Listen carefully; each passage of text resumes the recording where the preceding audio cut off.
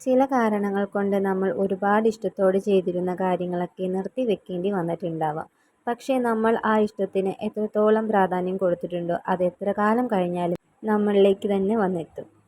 അതാണ് ഞാൻ പറഞ്ഞു വന്നത്. കുറച്ച് മാസങ്ങൾക്ക് മുമ്പാണ് ഞാൻ എൻ്റെ അമ്മ വീട്ടിൽ പോയത്. അവിടെ എന്നെപ്പോലെ തന്നെ ഇതിനോടൊക്കെ ഇഷ്ടമുള്ള ഒരു കൊച്ചു കൂട്ടുകാരനും എനിക്കുണ്ട്. അവൻ എന്നെ കണ്ടപ്പോൾ തന്നെ ആദ്യം പറഞ്ഞത്, ചേച്ചി എൻ്റെ മീനുകളെ ഒന്ന് കാണാൻ വാ എന്ന് പറഞ്ഞിട്ടാണ്. കൊച്ചുകുട്ടിയല്ലേ, അവനും ഒരു സന്തോഷമാവട്ടെ, ഞാനും പോയി.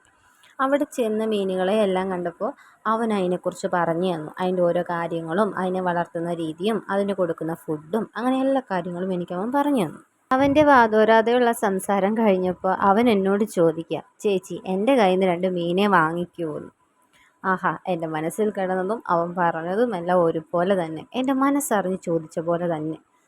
പിന്നൊന്നും രണ്ടാമത് ചിന്തിക്കാൻ നിന്നില്ല. ഞാൻ അവൻ്റെ കയ്യിൽ നിന്ന് എൻ്റെ കയ്യിലുള്ള പൈസയും കൊടുത്തു 2 മീനെ വാങ്ങി വീട്ടിൽ കൊണ്ടുവന്നു.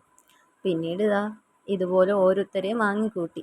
ചില ഇഷ്ടങ്ങൾ അങ്ങനെയാണ്. നമ്മൾ എത്രത്തോളം അകറ്റി നിർത്താൻ ശ്രമിച്ചാലും മറ്റൊരാളിലൂടെയെങ്കിലും അത് നമ്മളിലേക്ക് തന്നെ വന്നെത്തും. അപ്പം ഇന്നത്തെ വിശേഷം ഇത്രയേ ഉള്ളൂ. വീഡിയോ ഇവിടെ അവസാനിപ്പിക്കുന്നു.